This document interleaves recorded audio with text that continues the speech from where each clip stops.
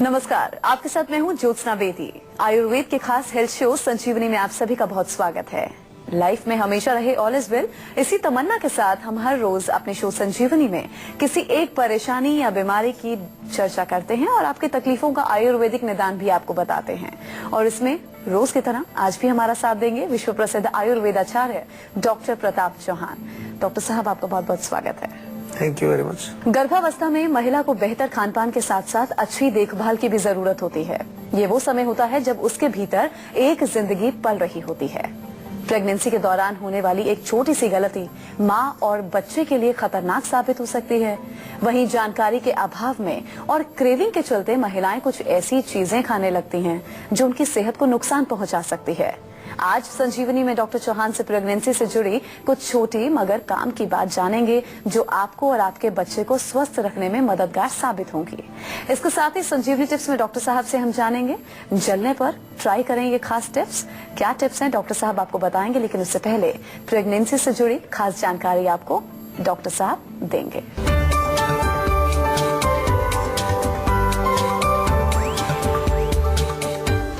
Pregnancy में कम पानी पीना, प्रेगनेंसी में सॉफ्ट ड्रिंक पीना, प्रेगनेंसी में मीठा खाना कहीं बना न दे बीमार।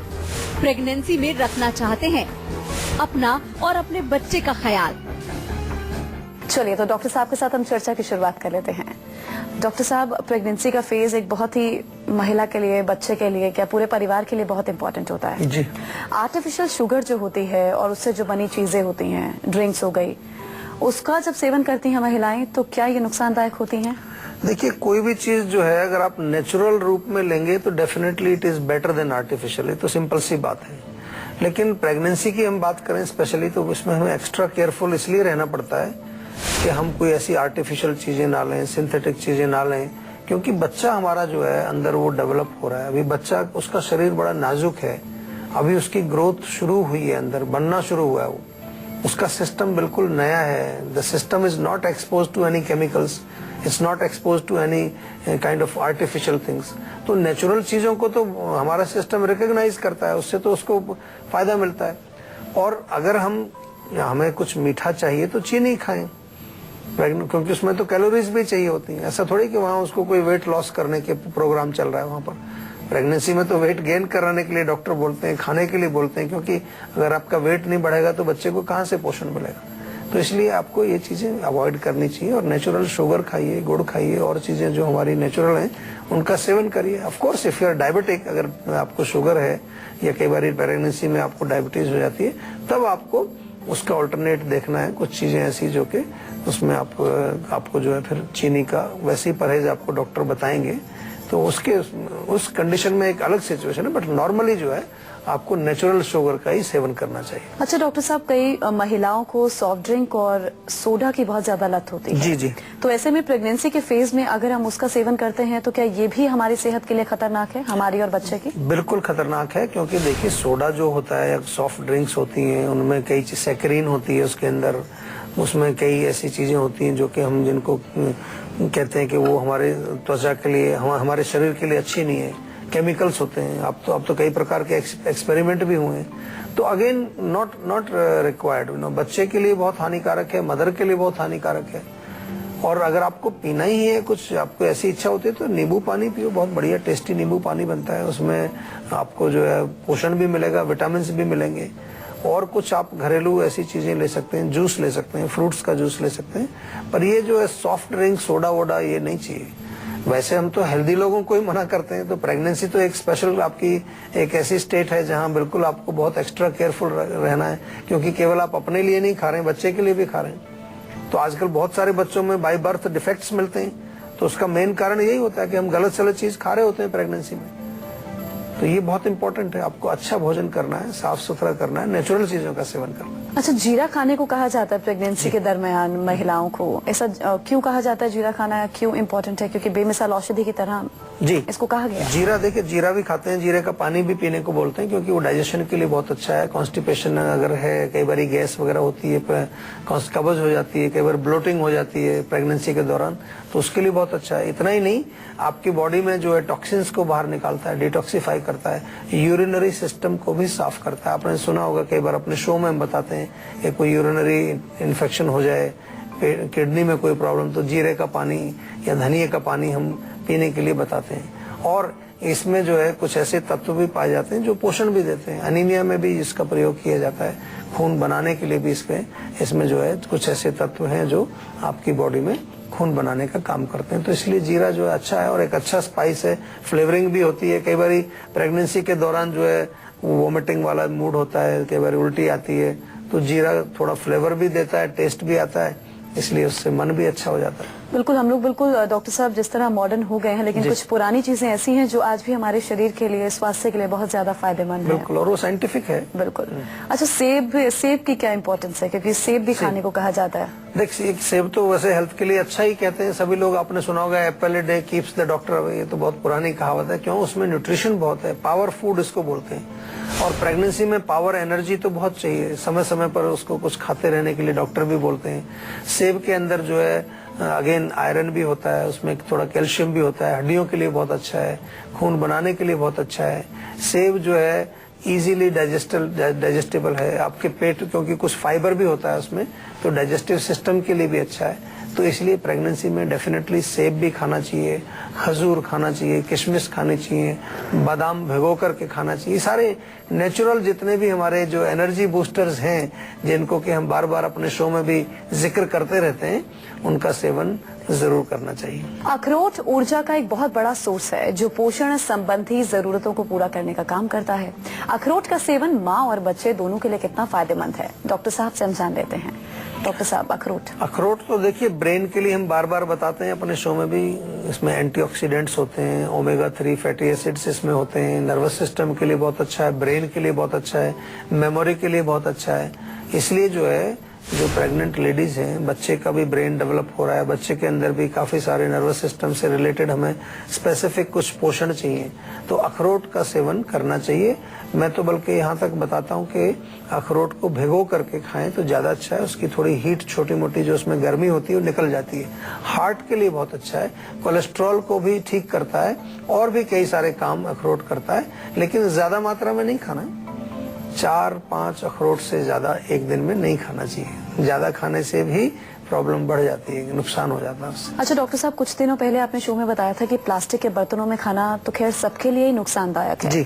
तो ऐसे में जब प्रेगनेंसी के स्टेज में कोई महिला है तो उसे तो और ज्यादा ध्यान रखना पड़ता होगा। प्लास्टिक के बर्तन में खाना बनाना, वो तो एक बहुत बड़ी प्रॉब्लम है। कई बार होता है उसमें गरम चीज डाल के, ऐसे कुछ प्लास्टिक का कप है, उसमें चाय आप ले रहे हैं, या कोई प्लास्टिक का आपका बॉल है, उसमें गरम सूप डाल करके आप ले रहे हैं। तो जब भी प्लास्टिक गरम चीज के संपर्क में आता है, और ना भी आए, जो चीजें हम उसमें स्टोर करते हैं, तो उसके कुछ केमिकल्स भोजन में मिल जाते हैं। नेचुरल सी प्रोसेस है, इसमें कोई ज्यादा बड़ी साइंस नहीं है, आपको समझ आता है। और उसमें जो केमिकल्स होते हैं, कई ऐसे खतरनाक केमिकल्स उसमें प्लास्टिक में होते हैं। आपने देखा भी होगा, आजकल सुना भी होगा कि प्लास्टिक कोई जानवर भी खा लेता है, कई बार गाय खा लेती है तो उसकी मृत्यु हो जाती है, क्योंकि उसमें केमिकल्स है, उसमें पॉइजनस चीजें हैं। डायोक्सिन एक होता है उसमें। डायोक्सिन एक ऐसा केमिकल है कि बॉडी में वो चला जाए तो एलिमिनेट ही नहीं होता, उसको बॉडी ना तो पचा पाती है और ना बाहर निकाल पाती है। तो इसलिए बहुत खतरनाक। और प्रेगनेंसी के टाइम खाना तो फिर इट इज वेरी डेंजरस, क्योंकि बच्चे के ऊपर कई प्रकार के वो दुष्प्रभाव करेगा ये जो इस तरह से हम भोजन अगर प्लास्टिक में खाएंगे। अगर प्रेगनेंसी के स्टेज में डॉक्टर साहब महिलाएं कम पानी पीती हैं तो ये कितना नुकसानदायक है? नुकसानदायक, बहुत ज्यादा नुकसानदायक है, क्योंकि पानी तो चाहिए और डिहाइड्रेशन नहीं चाहिए, बॉडी में ड्राइनेस नहीं चाहिए। ड्राइनेस होगी तो कब्ज हो जाएगा, स्किन की प्रॉब्लम हो जाएंगी, कई तरह के और कॉम्प्लिकेशंस हो जाएंगे, वात की वृद्धि हो जाएगी। तो पानी पीना चाहिए, क्योंकि पानी तो बहुत इम्पोर्टेंट है हमारे स्वास्थ्य के लिए, हमारे शरीर के विभिन्न फंक्शंस के लिए, और डेफिनेटली बच्चे के लिए भी बहुत जरूरी है। पानी पीने से जो है हम डिहाइड्रेशन को जो प्रिवेंट करते हैं। या कभी कभार जो है महिलाएं कंप्लेन करती हैं कि प्रेगनेंसी में सिर दर्द हो रहा है, चक्कर आ रहा है, या कुछ वोमिटिंग जो उनको सेंसेशन, नौसिया जो होता है, ये पानी पीने से ठीक हो सकता है। कभी कभार पानी की कमी से ये चीजें होती हैं। पानी कम पीने से आपको डिजीनेस, हेडेक, नौसिया ये सब होता है। डिहाइड्रेशन तो होता ही है। तो अगर आप कम पिएंगे तो ये प्रॉब्लम्स आपको आएंगी, और पानी ठीक से पिएंगे, नियमित पिएंगे तो ये प्रॉब्लम आपको नहीं आएगी। डॉक्टर साहब, गर्भावस्था में वॉमिटिंग होने एक स्वाभाविक सी बात है जी। तो ऐसे में हार्मोनल बदलाव भी जो होते हैं, आंतरिक तौर पर, बाहरी तौर पर बहुत से बदलाव होते हैं जी। उल्टियों की रोकथाम के लिए हम कैसे बच सकते हैं, क्या कुछ कर सकते हैं? देखिए, उल्टियां डेफिनेटली जो फर्स्ट 3 मंथ्स होते हैं उसमें काफी ज्यादा नौसिया, वॉमिटिंग, कभी कभार उल्टी नहीं भी होती है, केवल एक फीलिंग होती है। तो ये डेफिनेटली क्योंकि अंदर चेंजेस हो रहे हैं, बच्चे का जो है ग्रोथ हो रहा है, हार्मोनल चेंजेस हो रहे हैं, बॉडी में काफी सारा कुछ चल रहा है अंदर, तो उसका एक रिएक्शन होता है। इसको कभी कभार नॉर्मल भी माना जाता है, लेकिन काफी जो है एक बेचैनी वाली स्थिति है, बहुत जो है अच्छी स्थिति नहीं होती महिला के लिए। तो क्या कर सकते हैं? कई चीजें कर सकते हैं हम लोग। अदरक का छोटा सा टुकड़ा लेके, ज्यादा बड़ा नहीं, छोटा सा टुकड़ा लेके उसको चबाते रहिए, मुंह में चूसते रहिए, उससे फर्क पड़ेगा। या फिर जो है सौंफ थोड़ी ले लीजिए और सौंफ आप चबा सकते हैं, उससे भी काफी आपका जो है जो जी मिचलाना है, या एक तरह से कहें कि नौसिया की जो फीलिंग है वो काफी रिलीफ उसमें मिलता है। और नींबू भी आप थोड़ा यूज कर सकते हैं। नींबू ले लें, थोड़ा उस पर काला नमक डाल के उसको थोड़ा चाटते रहें थोड़ा थोड़ा, तो उससे भी आपका जो है थोड़ा डाइजेस्टिव सिस्टम भी ठीक हो जाता है, और आपका जो ये वॉमिटिंग वाली जो सेंसेशन है ये थोड़ी सी दूर हो जाती है। या थोड़ा थोड़ा पानी पीते रहें, या नींबू पानी ले सकते हैं, थोड़ा थोड़ा उसको बीच बीच में सिप करते रहें। एसिडिक चीजें नहीं खानी। कोई भी चीज जो एसिडिक होगी, जो तेजाब बनाएगी, चाय, कॉफी, मिर्ची, अचार, ऐसी चीजों को अवॉइड करना, क्योंकि एसिडिटी से फिर और ज्यादा वॉमिटिंग आपको आने के इच्छा होती है और वॉमिटिंग उससे आती है। गर्भावस्था के दिनों में अक्सर महिलाओं को अपच, कब्ज और गैस की समस्या हो जाती है। ये समस्या शुरुआती दिनों में सबसे अधिक होती है। प्रेगनेंसी में इन समस्याओं से आप बच कैसे सकते हैं, क्या आप खास कर सकते हैं? डॉक्टर साहब आपको बताएंगे। डॉक्टर साहब बताइए। देखिए, इनके लिए तो आयुर्वेद में बहुत सारी चीजें हैं। हम तो कितनी चीजें आपको नुस्खे बताते रहते हैं। आंवला बहुत अच्छा है, आंवले का चूर्ण का सेवन किया जा सकता है, या सौंफ, जीरा, धनिया तीनों बराबर बराबर लेकर के उसका चूर्ण बना लीजिए, वो बहुत अच्छा रहता है। सौंफ का पानी पिया जा सकता है, जीरे का पानी बना करके आप पी सकते हैं। और ज्यादा कॉन्स्टिपेशन हो, बहुत ज्यादा सीरियस आपकी जो प्रॉब्लम है, तो थोड़ा त्रिफला चूर्ण रात को ले लीजिए, बिल्कुल सेफ है, कोई नुकसान नहीं होता उसका। और दूध पीने के लिए तो डॉक्टर भी बताते हैं आपको, दूध पीने से भी आपका पेट जो है साफ हो जाता है। कॉन्स्टिपेशन की बात कर रहा हूँ। अगर कॉन्स्टिपेशन हो तो रात को गरम गरम दूध पिए, उसके साथ 1 चम्मच त्रिफला चूर्ण भी आप ले लें। इस तरह से आप अपने पेट को ठीक रख सकते हैं। बहुत इंपॉर्टेंट है कि आपका पाचन सही रहे प्रेगनेंसी के दौरान, क्योंकि जो आप खाना खाते हैं, जो भी आप पोषण के लिए चीजें लेते हैं, वो पचना बहुत जरूरी है। गोरखपुर से हमारे दर्शक महेश जुड़े हैं, आप पूछ सकते हैं, क्या पूछना चाहते हैं? सर नमस्ते। नमस्कार। सर अभी अभी बरसात में सर मैं फिसल के गिर गया था एक बार। दाहिने पैर के घुटने में सर बड़ा दर्द रहता है। अच्छा। ठीक है, 2 बार सर चोट लग चुकी है इसमें। अब उसी जगहों पे दर्द रहता है, अंदर की तरफ से दाहिने तरफ बीचों बीच घुटने में होता है सर।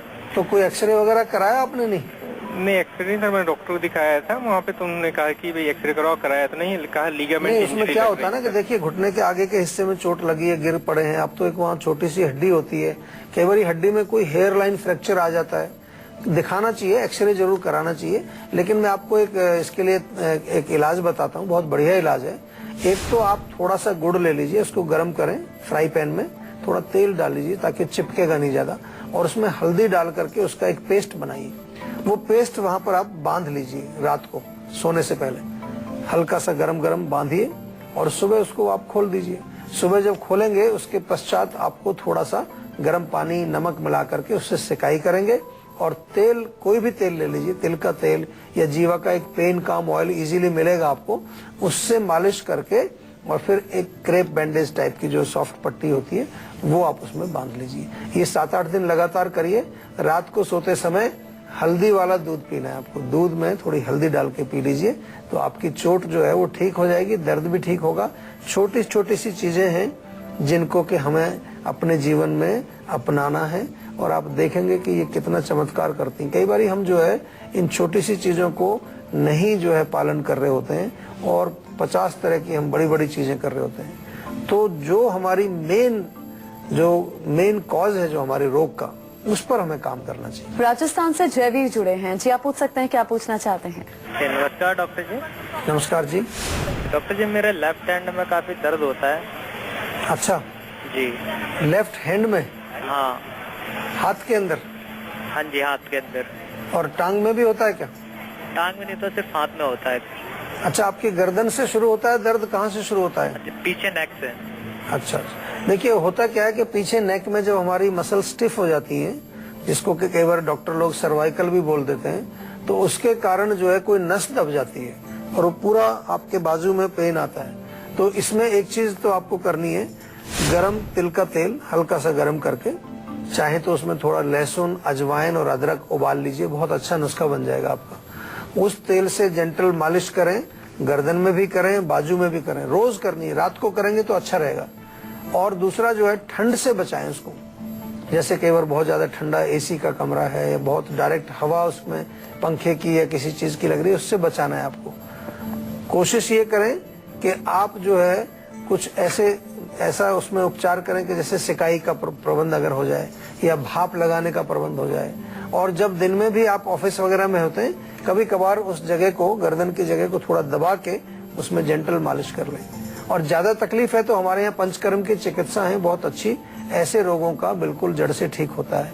सर्वाइकल हो, कमर दर्द हो, लंबर का पेन हो, सियाटिका का पेन हो, जोड़ों का दर्द हो, या जो भयंकर नाम कई बारी आपको दे दिए जाते हैं, डॉक्टर भी कह देते हैं भी आपका रोग बहुत एडवांस हो गया है, इसमें ऑपरेशन कराना पड़ेगा, पहले पंचकर्म जरूर ट्राई करिए आप। मुझे उम्मीद है कि बहुत ज्यादा जो क्रॉनिक रोग हैं वो भी पंचकर्म से ठीक हो जाते हैं। अगर आप लोग भी अपनी सेहत से जुड़ी समस्याओं को सुलझाना चाहते हैं तो आप हमारे सेहत के नंबर 0129404004 पर कॉल कर अपना नंबर रजिस्टर करवा सकते हैं। उसके बाद डॉक्टर चौहान के पैनल के डॉक्टर आपको खुद फोन कर आपकी सेहत से जुड़ी समस्याओं को सुलझाएंगे। और इसी के साथ यहाँ हम रुकेंगे एक ब्रेक के लिए। ब्रेक के बाद बारी है संजीवनी टिप्स की, जिसमें डॉक्टर साहब से हम जानेंगे जलने पर ट्राई करें ये खास टिप्स। क्या कुछ खास टिप्स हैं, बताएंगे डॉक्टर साहब एक छोटे से ब्रेक के बाद। आप देखते रहिए संजीवनी।